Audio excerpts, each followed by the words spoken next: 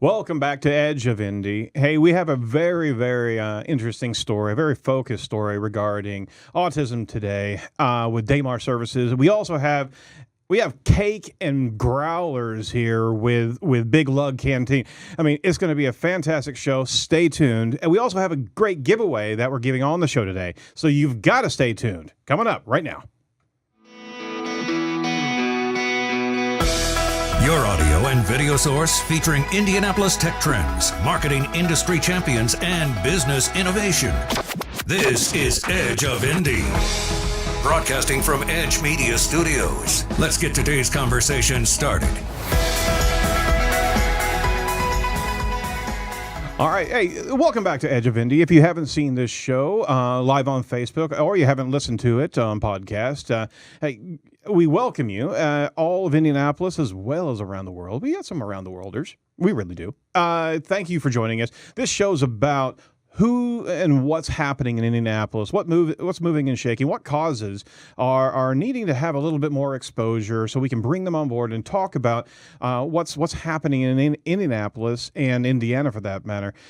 Who's moving, who's shaking, who's making Indianapolis a great place to live, work, and visit. That's what Edge of Indy is all about. And we always recommend you choose local and choose local often. So my name is Aaron Sparks. I'm the host of the show, also owner of Site Strategics, a title sponsor for Edge of Indy. And to my right, we have the onboarding and outreach manager of Site Strategics, Brittany Simpson. How are you doing? Fine. How are you? I'm very good. Very good. We also have in studio with us, we have Jenny Peter-Reece, Vice President of Communications at Damar Services. Thanks for joining us today. I'm so glad to be here. We're very happy to have you, and we were talking a little bit before show, but I wanted to introduce our audience to Damar. Can you give us kind of a snapshot of Damar Services? Sure. We're the largest organization in the area that is a source provider for all things autism, intellectual and developmental disabilities. Mm-hmm. So we do from kind of cradle to grave services. So as young as 2 years old, we provide early intervention therapy, and then we can stay with an individual through end of life. So we have residential treatment program that you might have driven by on our southwest side by the airport. We have ABA clinics across the city. We have group homes that we service. We have foster care. We have 2 schools. Oh, my Lord. A charter academy that's specifically for individuals with disabilities, and then a private school for kids that don't quite fit into the traditional public school model. So we have a soup to nuts model that we provide services for whoever needs them in that space. Incredible. Can you speak to kind of the prevalence of autism, not only here in Indianapolis, but also throughout the country? Because that's something we were talking about before the show, and I think the numbers need to be out there. People need to know. Sure. It's really staggering. And it used to be 10 or 15 years ago, it was 1 in 300. Mm-hmm. And then the numbers continue to tick down or up, however you see. So right now, the CDC has said that 1 in 42 boys that are born today will have autism. If you add boys and girls together, it's 1 in 68. So it's a big problem. And in fact, somebody said to me at one time, this is about a year ago, that the incidence is increasing about the rate that polio increased many years ago when we came up with a vaccine for that. Right. So there's no vaccine for autism. It's a communication disorder, but that's the incidence. That's the rate that it's growing. That is it's beyond alarming because the speed in which this is happening. I mean, literally back in the 70s, if I'm not mistaken, or right before around 78 to 80, we are also talking about numbers in the tens of thousands. That's correct. 1 in 10,000. And the hockey stick that we are seeing right now, right? It's unbelievable, and we have to know what's happening. So are there some attributions that the medical community is I mean, obviously they're trying to figure this out, but where did they land on what is the causality of this? Sure. Well, the short answer is no one really knows just yet. Mm-hmm. Tons of money is going into research. Very, very much smarter people than me are working to figure that out daily. But here's what we do know. And the physicians, the medical community says it's not related to vaccines. Mm-hmm. It's not necessarily related to some external factors that you might pinpoint. Right. But more it's related to genetics. So the aging of our genes, so how old we are when we start to have children, because people are getting pregnant later, and what impacts that the assistance that people might use to get pregnant, and then as well as whatever mom is made up of and dad is made up of and how they combine. That's where their thinking and mutation might form to cause this communication disorder. So it's really interesting.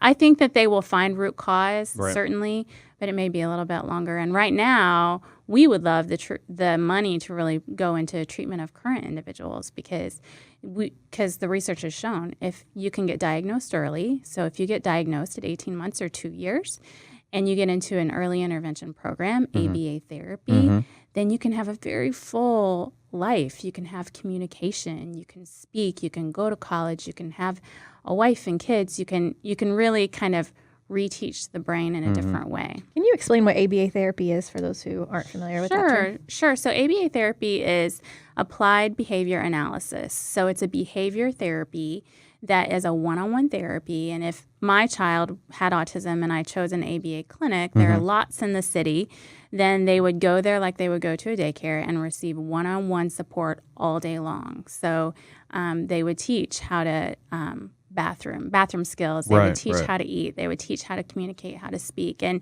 if a child would enter and can't speak, for example, can't say what they want, they would learn through a variety of ways. So the iPad, translation. Yeah, the iPad has been amazing for that. So there's some great apps for that. But then they move beyond apps to actual verbal communication, which is always the goal.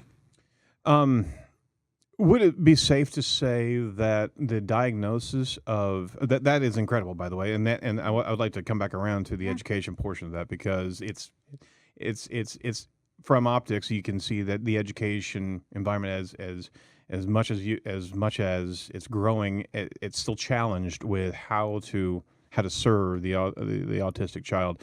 But would it be fair to say that the prognosis of autism has also widened from the spectrum side of things? What was known as autism 2 decades, 3 decades ago has a much larger lens because we're finding kind of the edges of the spectrum disorder. That's exactly right. So it used to be a diagnosis, and now it's a diagnosis on a spectrum. So doctors are getting a lot better about saying, you know what, you are on the spectrum, you're here.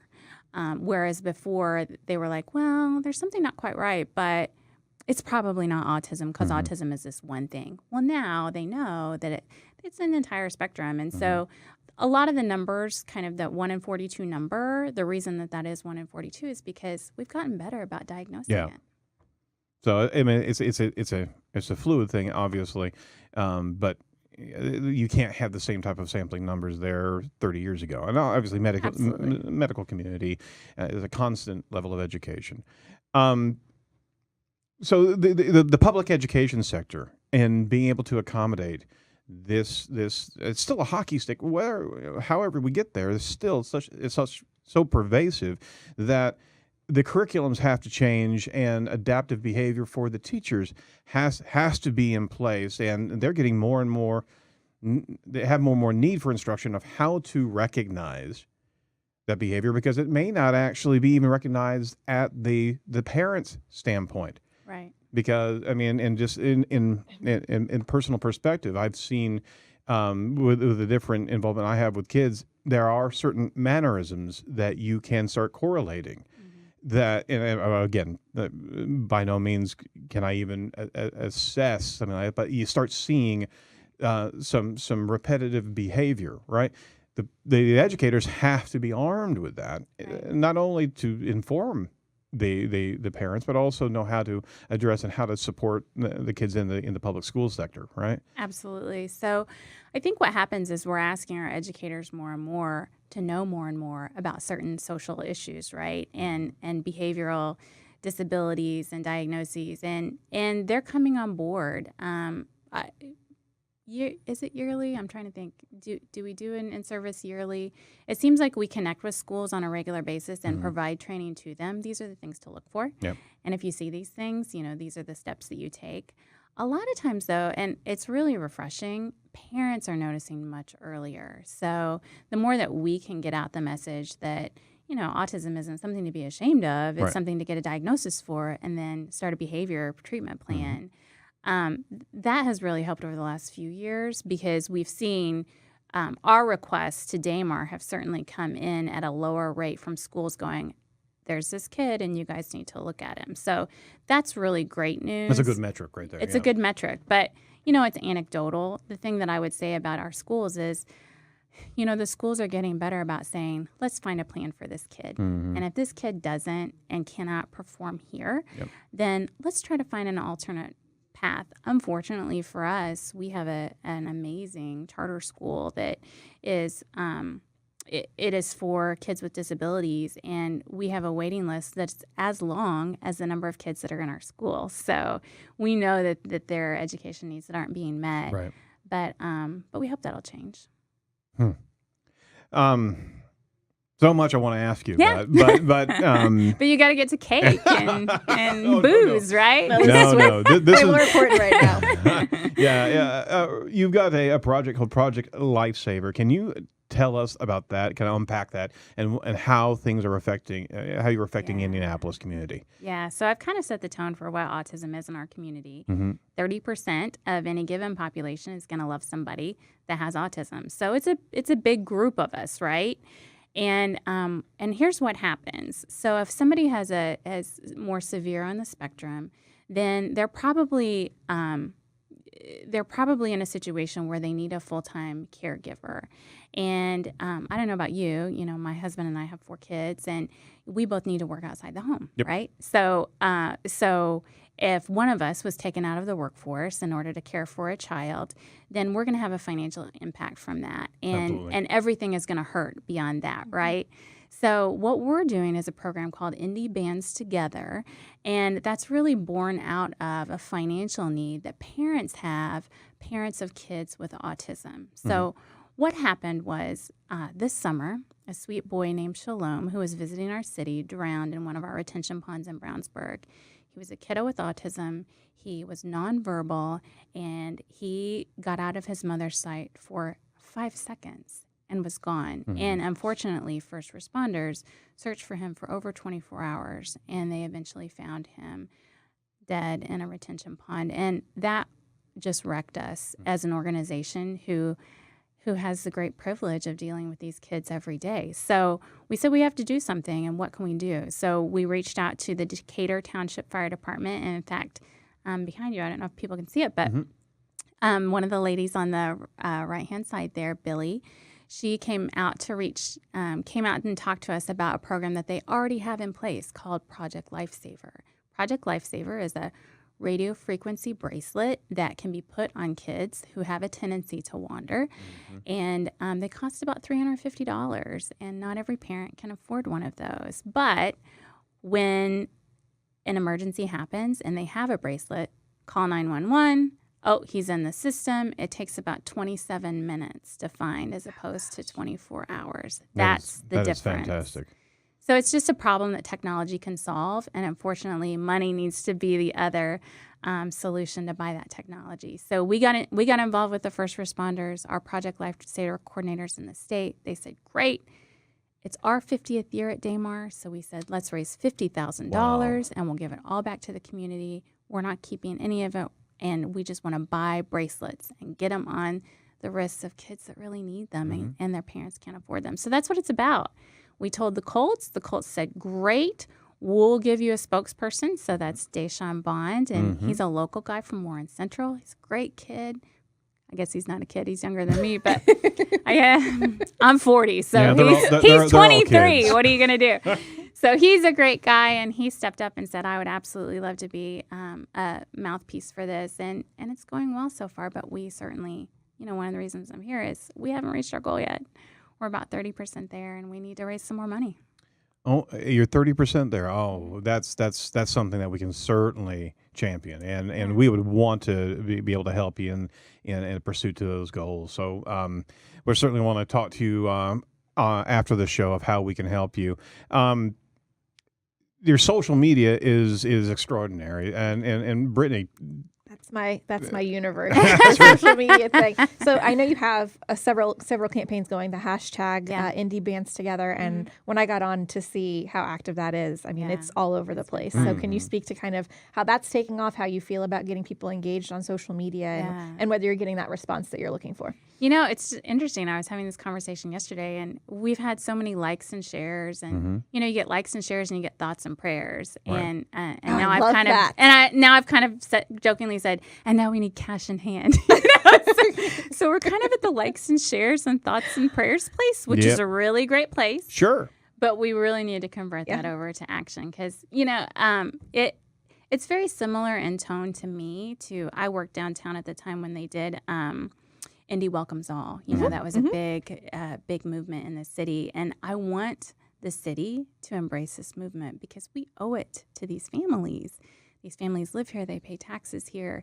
They need a little bit of help. Yeah. You know, it's not thousands of dollars. It's $350 per family that could allow a parent to sleep at night. And it just makes me go, oh, I wish I could buy a bracelet for everybody. And unfortunately, I can't. So we're trying to raise $50,000 in order that we can. I mean, to save a life for as little as $350, why wouldn't? No, break it down. It's less than $1 a day, right? Yeah. And I don't mean to sound like a bloody telethon, but that's what it is. Yeah. Less than $1 a day for the year, and you can help this community and your own community. Well, here's the even better part is that the Damar Foundation, who really believes in this program, will match dollar for dollar. So they've said, oh, wow. Jenny, go out and see what you can get, and we will dollar for dollar match you. And so really, you can give $150 or $175, buy a bracelet because the foundation's going to match two that. bracelets for one. Yeah, 2 for 1.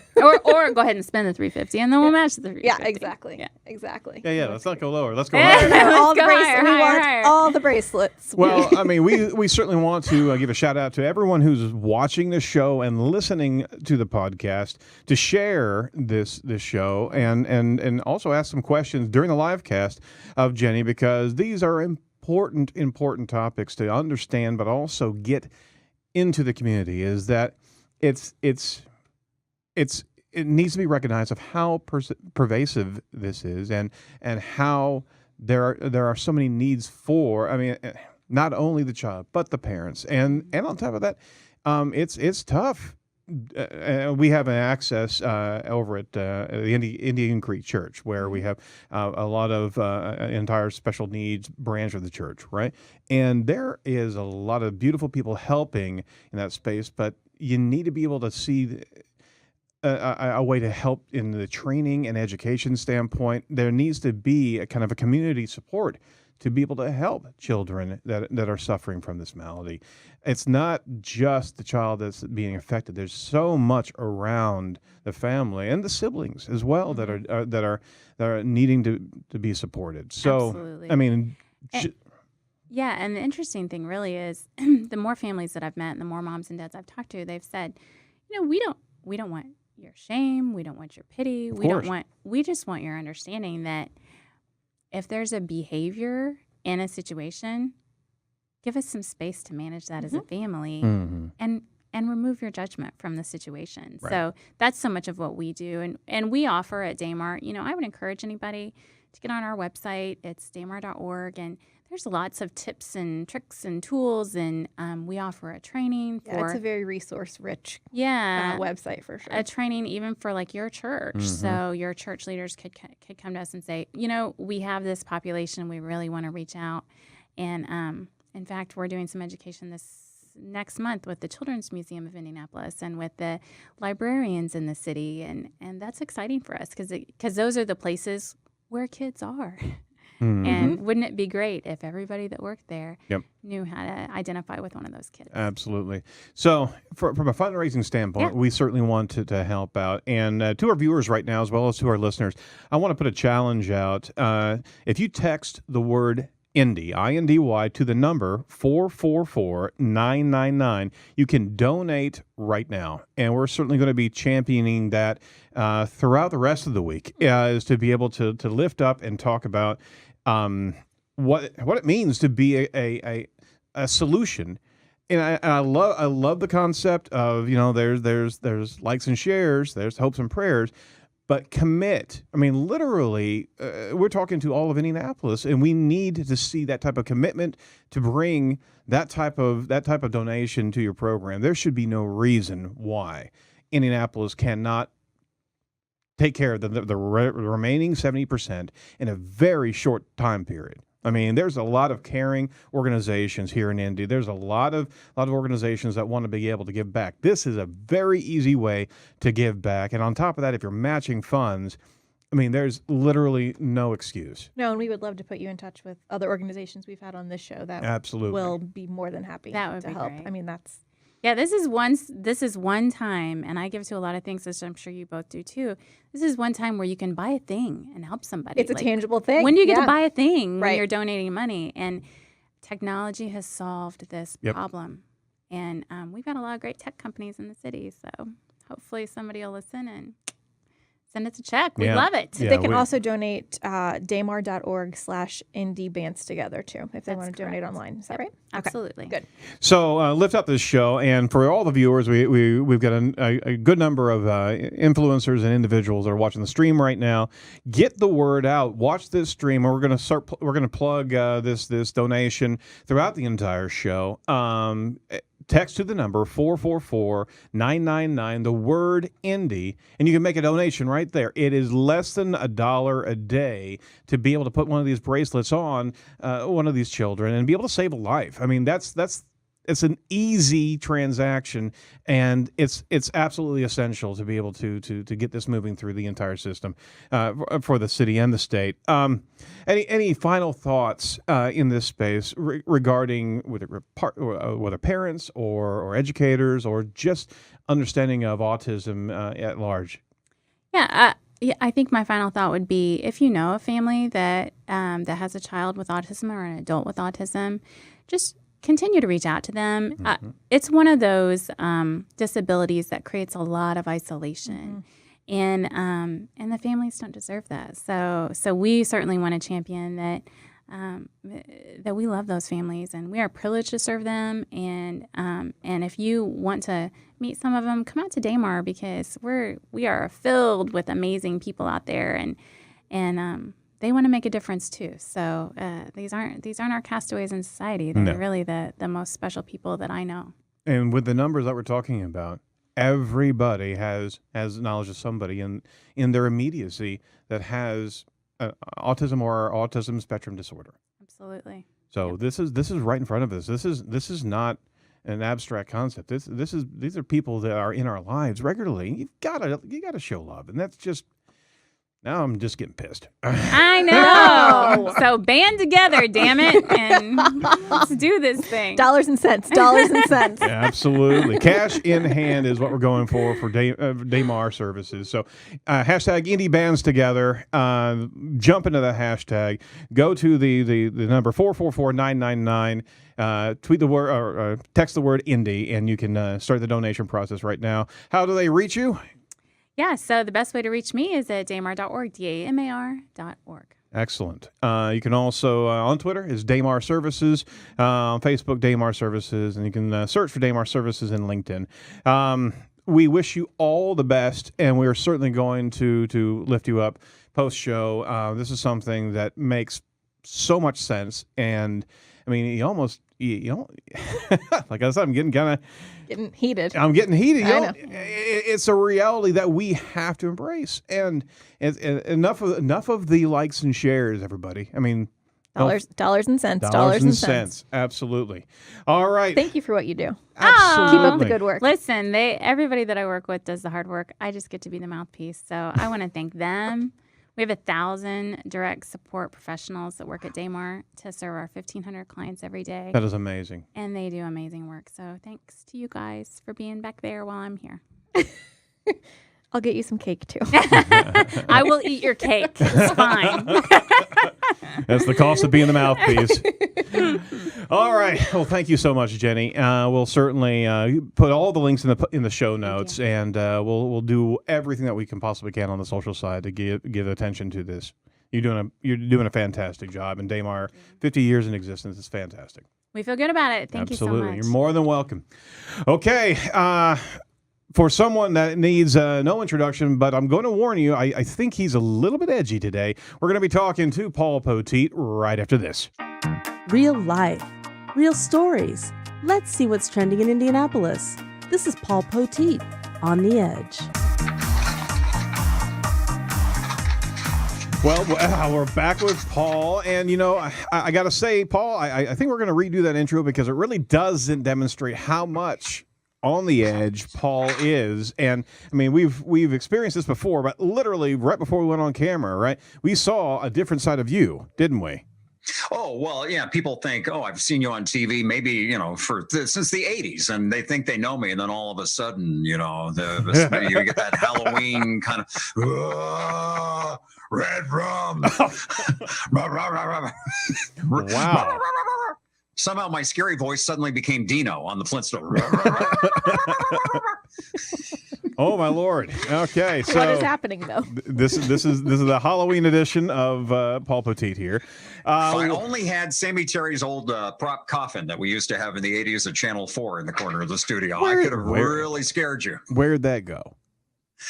Well, actually, his son, who occasionally still does the character of Bob Carter's son, who occasionally still does the Sammy Terry character, actually has it in a room of his house. Very cool. Very cool. Just, when guests come over and want to sleep over. Why not? This is the only one we still have open. Here's the spare bed. Yeah. Do you mind taking the coffin for the night? I think we need to go over there in the middle of the night and grab that thing now. Now that would be living on the edge. I'm not sure that I would get in that for a night's sleep. Would you? Oh, heck yeah. Sammy Terry's coffin. Absolutely. Well, I mean, maybe, touch it for good luck and whatever and for nostalgia. But Brittany, are you ready to climb into that thing for a good night's sleep? I would for money. Well played. Well, thank you for boiling down showbiz for all of us watching it is. Watching the presentation today. Well, that's the scary segment. Now, the edgy part of the segment. Are you ready for some wacky stories that we found? This is it starts out as an ordinary story. This is a Syracuse, New York garbage truck driver, and he's pulling up to some like dumpsters in front of a gas station. I guess he's going to do what garbage truck drivers do. Do his thing. He has to go to the restroom, so he's going to use the gas station. He's got to dump his own garbage. Sir. Exactly. Poop jokes. All kinds of dump truck stuff going on here. Okay. So he gets out to use the bathroom. Truck, unfortunately, rolls away. Truck crosses the street. Why did the truck cross the street? Because nothing was stopping it. Oh, man. Until a brick building stopped it that had a business inside. Yeah. Would you like to know the name of the business that got hit by a garbage truck? Tell me.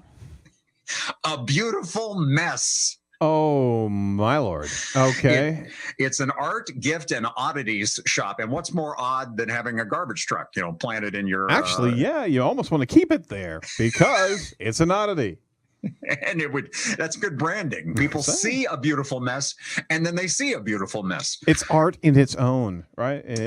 It's performance art. It's an art installation, really, is what that is. For sure. Jerry Flack had just opened the store in June of this year. Said it was a dream of mine come true, what I've been living for and hoping for my whole life. Wow. Well, it's closed for the moment, but it says in the story she's working to contact the rubbish removal company for damages, which I'm sure, I guess there were witnesses to the whole thing. So I'm sure the beautiful mess will now be in a courtroom or. Yeah, you better believe it. Yeah, amongst a couple of insurance companies and attorneys. But did the truck company say anything or are they. No, I don't think there's no comment, as you might imagine. No.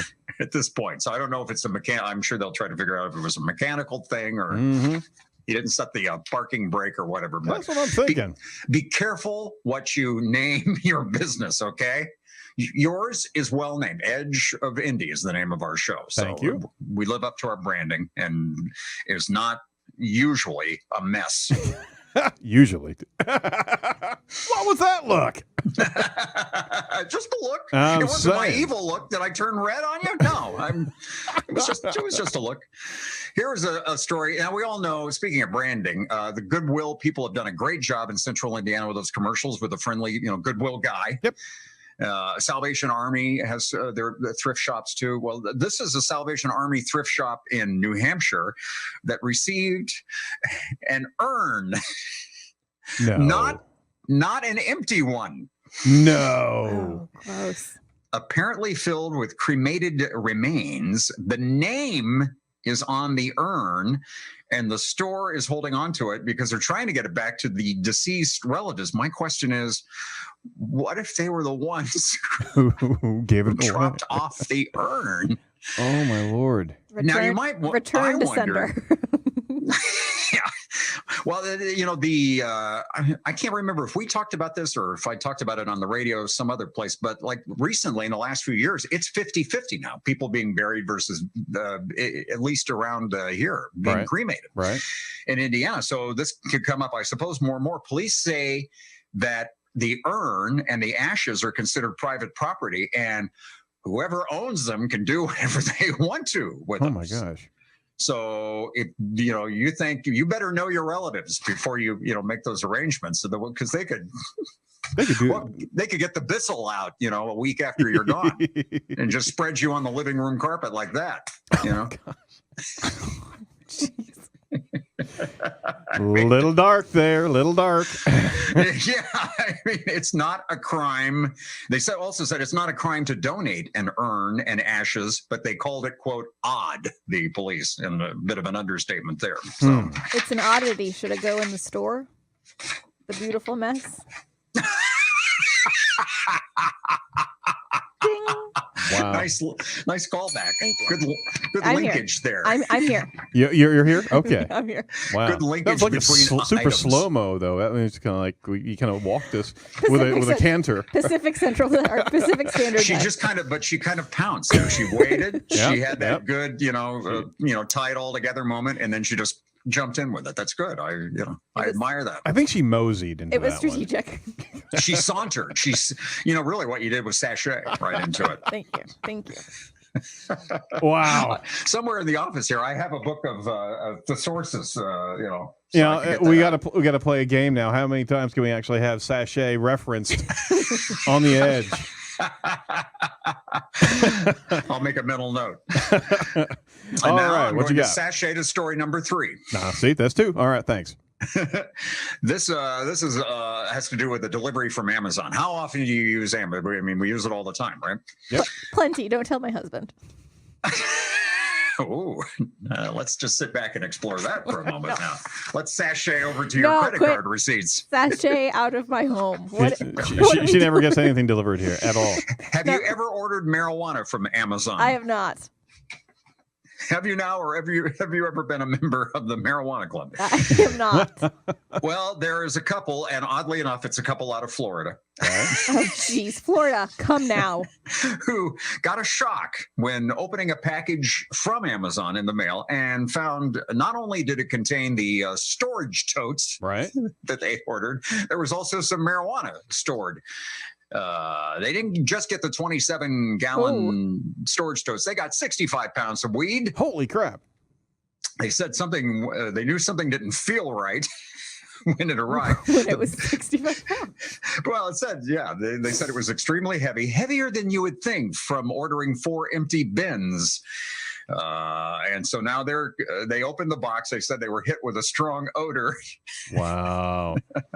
And because fish wasn't in concert nearby, they immediately were suspicious. And under layers of packaging, they found 65 pounds of marijuana. They called the Orlando cops right away, which I suppose would be a good thing to do. The officer got there and was in disbelief. Police took the drugs, launched an investigation. They were afraid that their home would be broken into. And so she said they didn't sleep for a few days. And then they went back and forth with Amazon. And then it says they finally got an email with a $150 gift card and the message, "I am unable to do anything else at this time." So I don't know what that means from Amazon. But. All I got to say, oh, dude, that's a prime tote.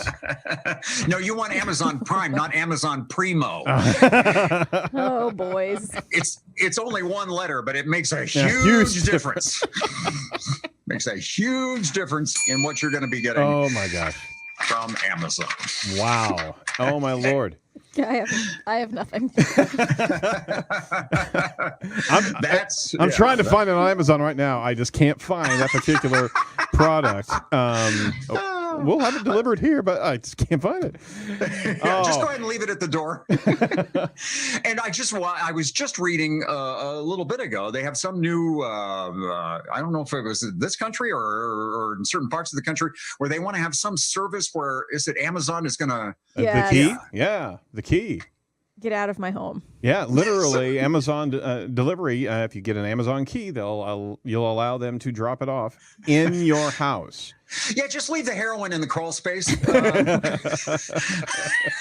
I mean, you can see that there are some occasional hiccups in the delivery ecosystem, and so to have them just carte blanche into your house. I have family members. My son, sometimes I didn't want him to have a key when they were teenagers, but much less Amazon. So wow. Anyway, those are some of the stories that we found in the scary world on the edge. That is beautiful. He had to work his way into that one. Wow. That is I will have nightmares tonight.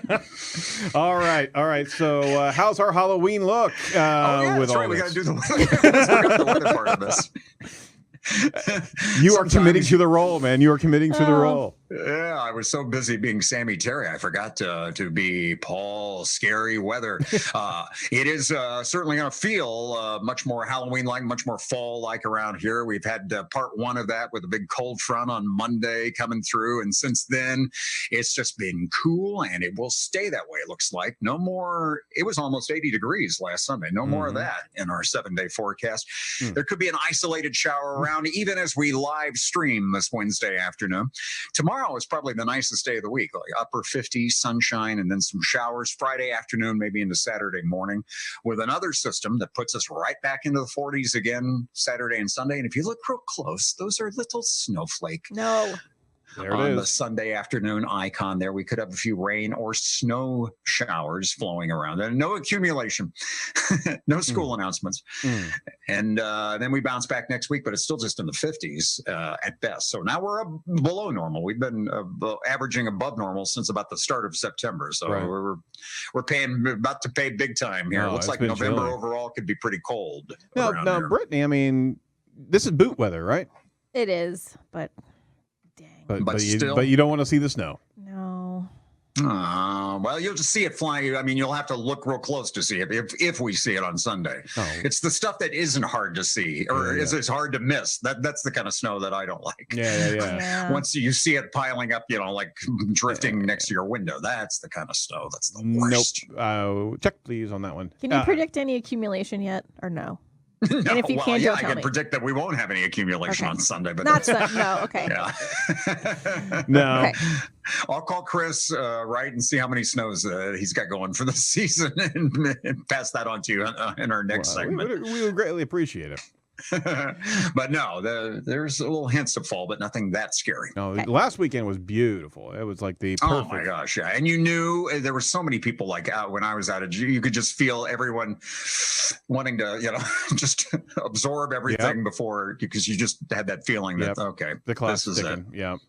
So are we going? So we're not going to have any bounce back to those temperatures here in the future. It didn't look like we get back. We usually have our little Indian summer where once we've officially had a killing, freeze, and then it's been in the upper 20s, whatever. I think it's 70 degrees. Where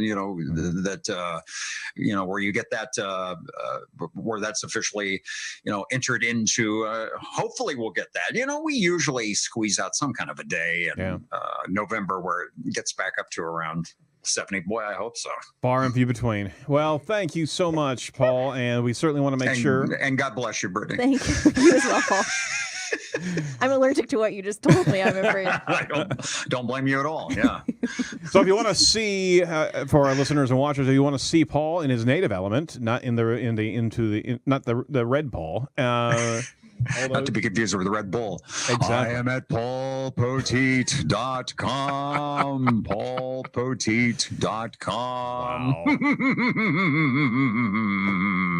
And with that, we'll say adieu. Yep. Scene. This is Edge of Indy, showcasing Indianapolis tech trends, marketing industry champions, and business innovation. Broadcasting from Edge Media Studios. Now, let's get back to today's topic. Well, welcome back to Edge of Indy. Hey, it's a fantastic time when we can have beer in the studio, but beer and cake? Say it ain't so. We actually have with us Eddie Somm, owner of Big Lug Canteen. Sir, how are we doing? I am doing fantastic. Yes, you are. Yes, you are. You brought us beer and cake. I did. And beer cake. I brought you beer cake.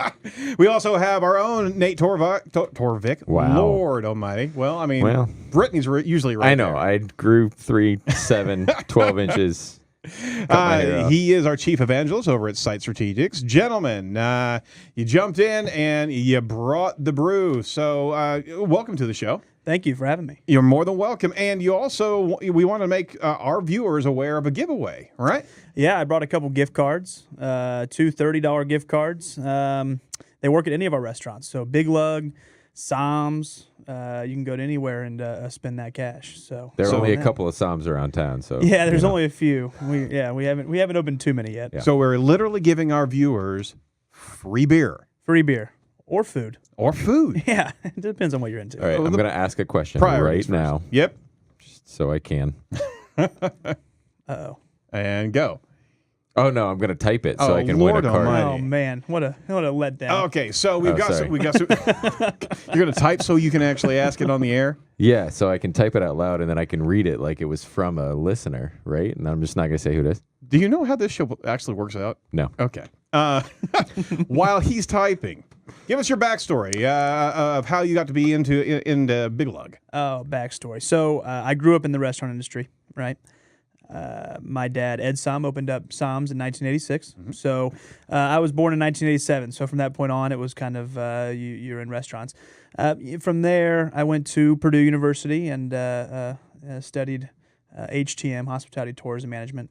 Worked at a few different places. Kind of found like not only did I grow up in the industry, but I was into it. Cool. So from there, I bought Somm's place when I graduated. Took a loan out. Was scared to death. Luckily, it worked out better than I thought it would. So from there, I got into craft beer. Cooked a lot of food, hosted a lot of parties, did the whole thing. And beer seemed like something I loved it. I loved the community behind it. So Big Lug was spawned from there. I dig it. I dig it. Okay, Nate, you evidently have there's a question on the live cast feed. There is one. So why the coffee cake? Sorry, the beer cake. It's not cake. coffee cake in this environment. No. It is a beer cake. No, for sales purposes, it is coffee cake. It is coffee cake. But today, yes. tis beer cake. Yeah. So talk about the coffee cake a little bit. I've gone to Somm's for a long time, and you get a salad at Somm's, you can have a piece of coffee cake, just in case you're curious. So you sell about 20,000 coffee cakes per year, In give that or realm. take. Yep. Tell us a little bit about the coffee cake phenomenon. It's one of the first things that everyone knows about our company. Right. I've told people that they say sugar cream pie is the Indiana food dessert. I would argue that coffee cake is right there with it. And the coffee cake was not meant to be where it is today. We found a recipe that we really liked. My aunt and my dad came up with a really nice product, and it just took off, man. I can't even describe it to people. It's not like we're putting something crazy in there. It's a pound cake. There's pecans. They're candied powdered sugar. But there's nothing special. But if cocaine, there's cocaine. There's cocaine. PCT. That's the asterisk. It's powdered. A little bit ecstasy. It's coffee That's what's cake in with the an powder. asterisk. Right. That's exactly right. And you're selling 20 of them a week. Yeah, 20,000 a week. Exactly. Yeah. So no, it's just one of those things that if you're from Indianapolis, more than likely you've probably have heard of the Sam's coffee cake, or you've had it somewhere, and then you're like, I've had this before, right? And so we've just kind of made a name for it, and we like to take it to places. We like to give it with salads. We like to really let people know that we just think it's a fun little thing. Everyone likes, dessert, sweet foods. I say everyone, but some crazy people don't, and that just honestly, it's like a serial killer. Let's talk about that, Aaron. Yeah. I mean, somebody here sweet stuff. might have a specific diet. Yeah. I'm anti-sweet stuff just because I've enjoyed it for such a long time. No, and that's okay. I understand, if you're gluten-free, you're not going to sit here and pound this cake, right? But that's a pun. I caught that. You're welcome. Yep. I just need to point that out for all my pun listeners. all of my listeners. But there's people out there who are like, oh, I just don't like sweet things. Yeah. Oh, get out of here. You don't like sweet things. You might not eat them, but come on. They don't have souls. If they don't. I agree. So coffee cake to us is we make a lot of different food, but it's one of those things that it brings people together. And I think more than anything, that's kind of what our company has become about, and want to help Indianapolis in that way, is to bring people together and create places that have that at the center of what we do. So coffee cake's right there. Very cool. Well, I'm very happy that we didn't see you going into the fruit cake area, because that's scary. I mean, that whole area is just... It's a little iffy, and we've made a beer called Fruit Cake where we kind of put nuts in there. We had different types of dried fruit, different malts, different hops, and we wanted that kind of and it turned out pretty good. But also, it turned out very much like a fruit cake, where it's like, I don't know if I want. Yeah. Right. This is a one-time thing. Yeah, we did it. Do it it was once. fun, and it was great. Yeah. Mm-hmm. Well, can you share your experience about being a local business owner here in Indianapolis? What has your journey been like? I come from a little bit different background than most people. Yeah, you do. Mine isn't necessarily as big of a risk, I guess you could say. So I always feel privileged in that way, and I try to pay that forward, helping other people, always trying to be open and honest with answers that I give to anything, and even things like this. But, as far as the local businessman, how it's gone from there,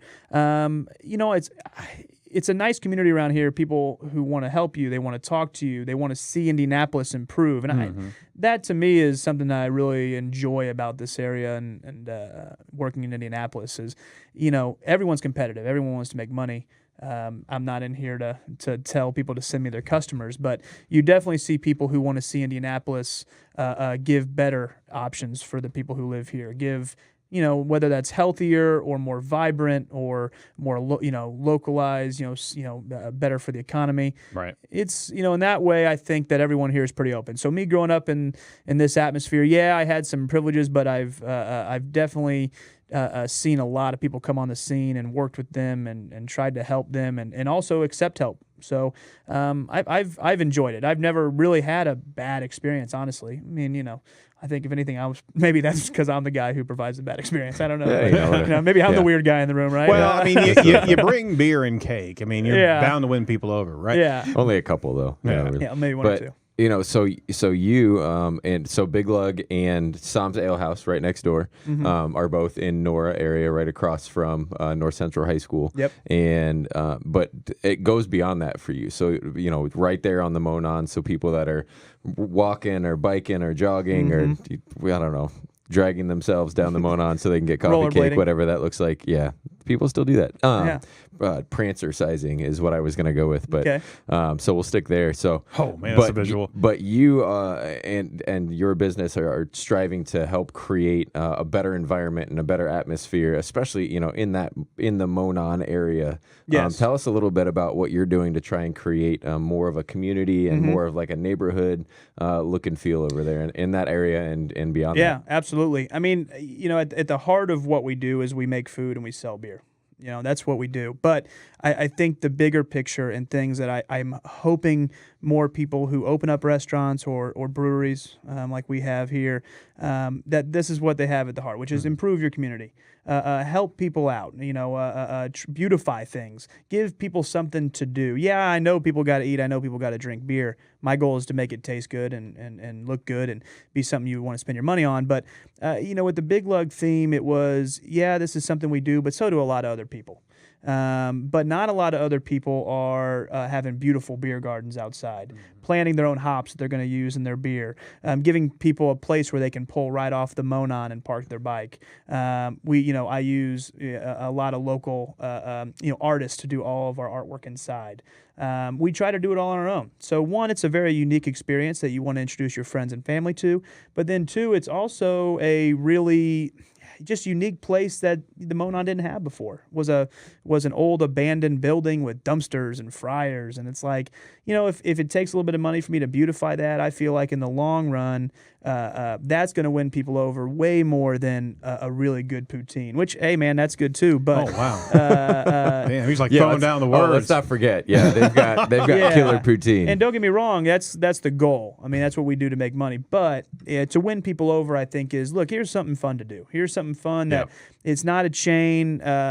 Your money is going to go right back in towards trying to improve this area. Hey, man, the more money you spend at our place, we want you to know that we're going to spend more money on making this, continuing to make this a place where it's going to be fun and vibrant, and you can bring your families and friends. And so that's the main goal. I think we've really decided that community building needs to be at the center of what we're trying to do. We're local guys. We're completely family owned, and that I feel like is understated. And with that being said, we live here. We want it to be fun to go to. So, I think that, moving forward, everything we do is going to have that at the center. And, Big Lug's done a pretty good job so far. We'll keep doing it, but, there's improvements to be made. But so far, so good. Speaking of center, you're downtown as well. So tell us about the new tap room. Sure, yeah. So Sam's Tavern, I just came from there. I had to wash dishes today.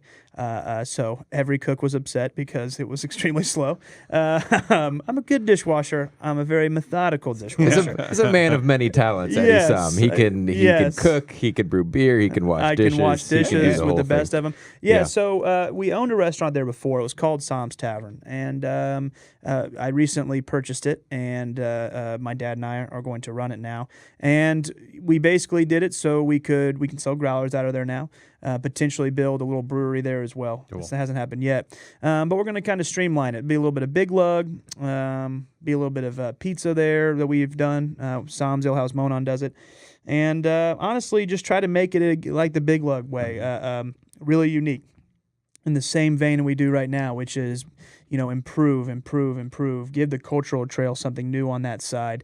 Give the students IUPUI somewhere fun and local to go to that's affordable, and also new and different, something they can kind of call their own. So we felt like we were in a better position to do that at Big Lug. So we decided to go that route, and I think it's going to be a lot of fun. So far, all the improvements have been well received by customers and employees, which is always the employees are the hardest ones to win over. So I'm glad they're into it. So it's.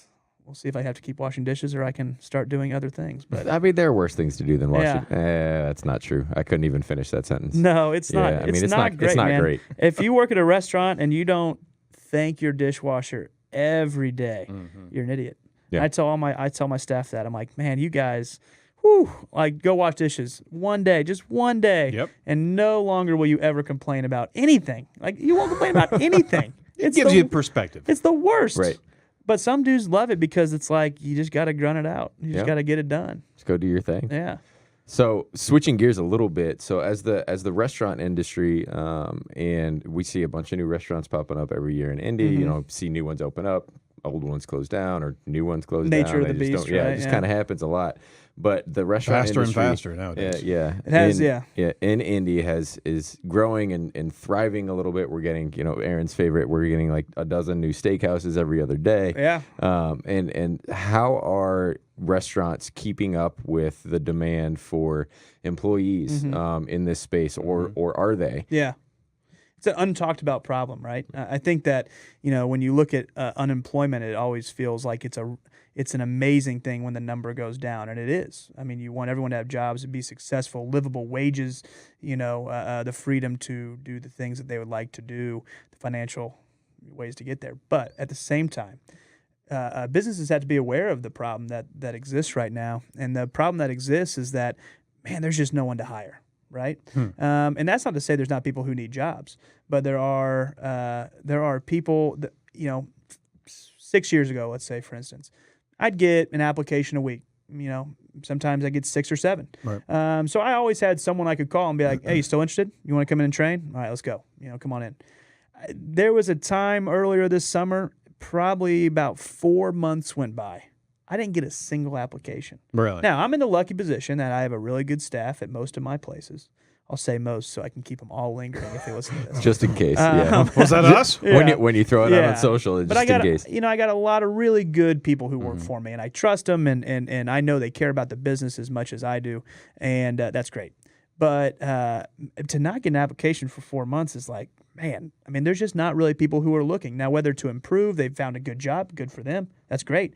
It is a good thing to have people who are employed, but at the same time, if you're going to open up a new business and you're going to take your hard-earned money or go borrow from the bank and decide that debt is the way you would like to go for the next few years, which is a scary venture, if you've decided that this is the path you want to take, I just feel like it's very important for people to know that it's hard. It's a desert out there for hiring qualified people, because most of those qualified people, they got a job at new steakhouse that opened up. They got a job as a server or a lead bartender or something along those lines. So, right now the unemployment, it's almost a negative point where for me to hire somebody, almost it's like I got to steal them from somebody else, and that's not my game. Yeah. I'm not going out there to restaurants like, here's my business card. Call me if call me if you need a new job. But that's what you start to see happen, right? I mean, that's kind of where this path leads. And so you talk about all the openings. Hey, man, I'm always for people who are following their passions and want to do something they love. Go for it. Those people are more likely to be successful than someone who's just doing to make a buck. But if you're not going in with the idea that, hey, you got to hire good people and quality people, and are they there? If you haven't done your research, then I'm kind of here to tell you that it's getting tougher. It really is. It's getting harder, and that's where you're seeing places close. You got someone who has all the passion, but you can only work a set amount of hours. Yeah. Right. Eventually, it runs out. You can work every hour of the week, but eventually, it runs out. And you're going to die right there unless you have some really good talent to be able to support you. One of our viewers actually chimed in and asked William Davis. He asked, "How many issues do you have with people actually showing up once you've actually offered them?" Oh yeah, well, that's the Craigslist hire for you, right? I have hired probably 100 people off Craigslist in my time. And I have hired amazing people off Craigslist. I mean, just they've come in and they killed it. And I have hired a lot of people off Craigslist who just didn't show up. They came in, they interviewed, I'll take the job, here you go, sign this, get your number, see you tomorrow. No show, right? And it's not the end of the world. At least it wasn't like a conversation where there were 4 shifts in or whatever, and I had to waste all that time training and whatever. So, man, it happens, and you just gotta with restaurants especially, because they didn't. More than likely, it wasn't like they're like, man, Sam's Place is the end all be all for me, and if this is the only place I'm applying. Like they applied to 40 places. Hey, man, it's beer cake, right? Yeah, beer cake, and here I'm going to be. So, they got a job closer to home. They got a job that offered them 25 cents more, $1 more. Yeah. And there's a lot of those factors out there.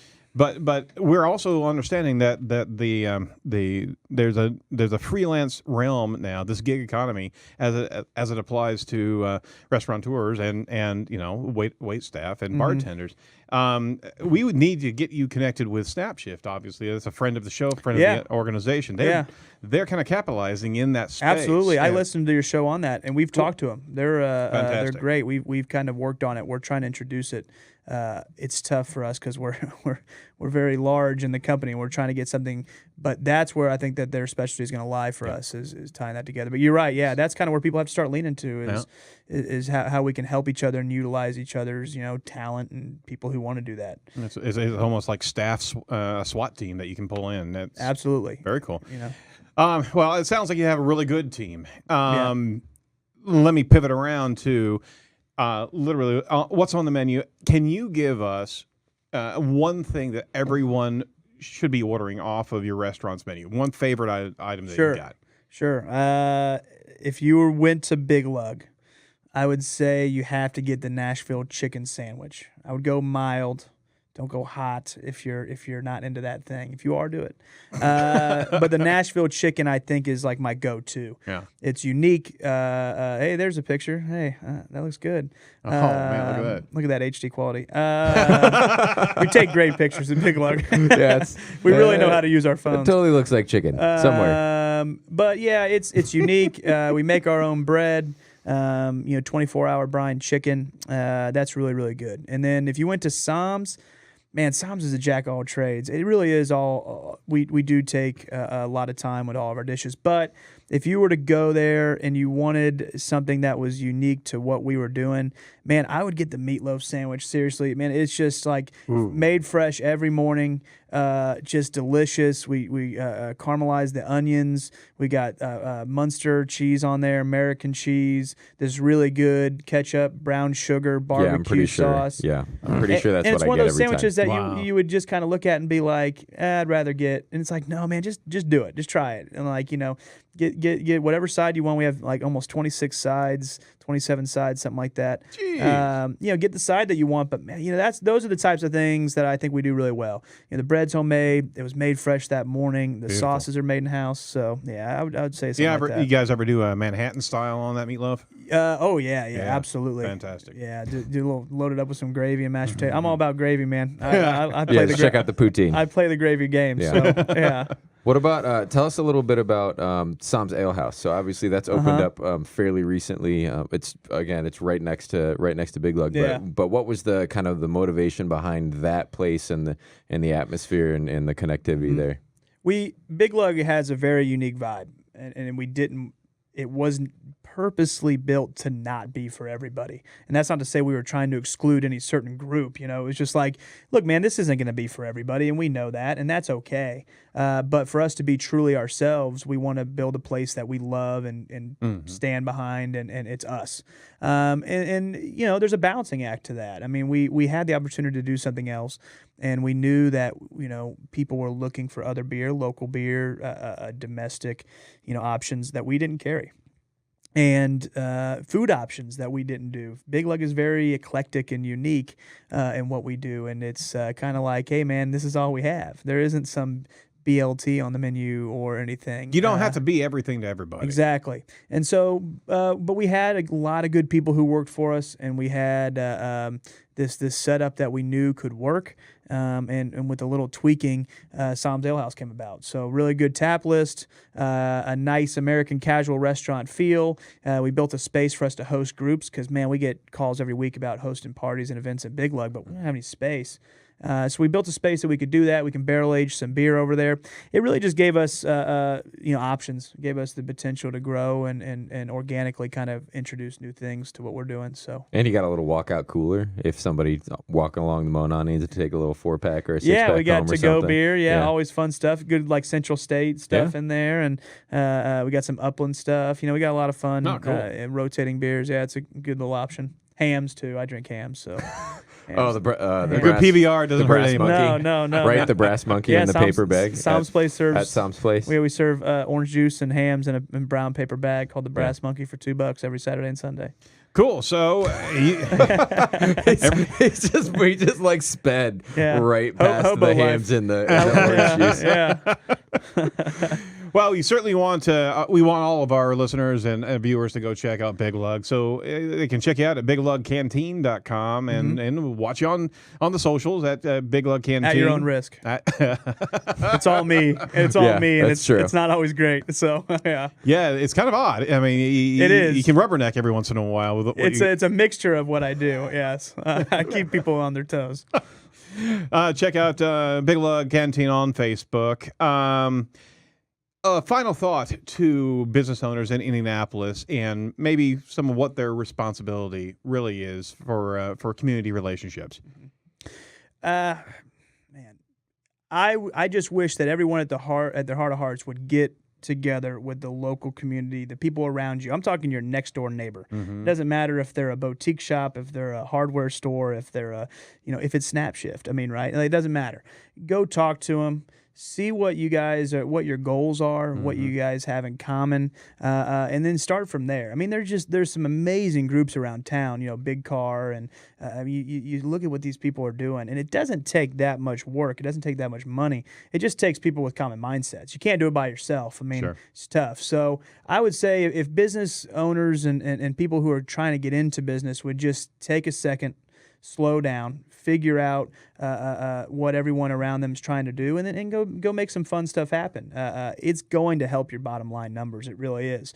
If people see that there's a movement happening, some vibe happening, and if there's just fun, original stuff going on, it doesn't matter what it is. There's people around here who want it. There's people who are into it. So you be yourself, and then figure out who around you has that same mindset, and go make something happen. That's what I would recommend. So.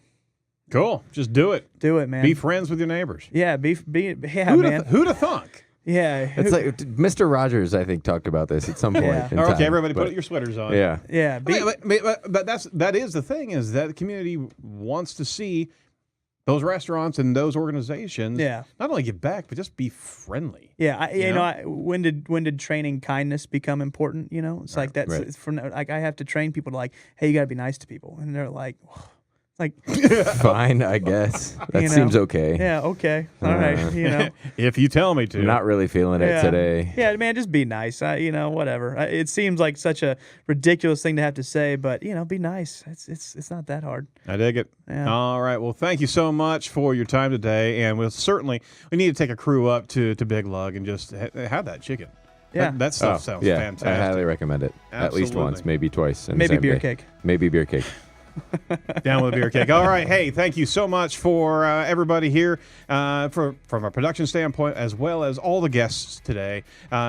Be sure to check out Damar Services and give. I mean, the point is, again, I failed to do it. Text to the number 444-999, the word Indy, and start your donation process. It's less than $1 a day to get those radio bracelets for children with autism. Make sure that you do it. We want to challenge our audience out there, and post inside this feed. Let us know that you did that, and we're going to certainly champion that. Great talking with beer. Beardy Sam. Big Lug. Beer cake guy. Beer cake. See, it's in my head right there. That's Don't worry, Eddie. I won't forget you. Thank you, Eddie. Thanks so much for joining us, and certainly go choose local and jump into Big Lug Canteen wherever you are. Thanks so much for joining Edge of Indy, and check us out next week, as we'll be back with a number of guests that are very local based, and we certainly want to make sure that you pay attention to what's happening in Indianapolis. For us at Site Strategics, thanks so much, and we'll talk to you next week. Bye-bye.